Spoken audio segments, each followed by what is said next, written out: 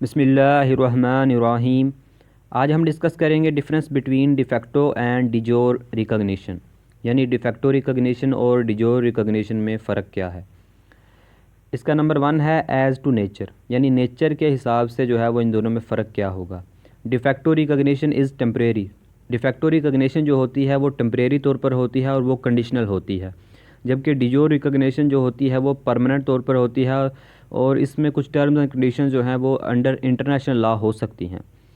As to revocation, de facto recognition can be revoked. De facto recognition जो होती है वो रिवोक हो सकती है, उसे रिवोक किया जा सकता है। De jure recognition can not be revoked, जबकि डिजोर रिकॉग्निशन जो होती है उसे रिवोक नहीं किया जा सकता। इसके बाद है एज़ टू इफ़ेक्ट, यानी इफ़ेक्ट के लिहाज से जो है वो इन दोनों में फ़र्क क्या होगा। De facto has not retrospective effect.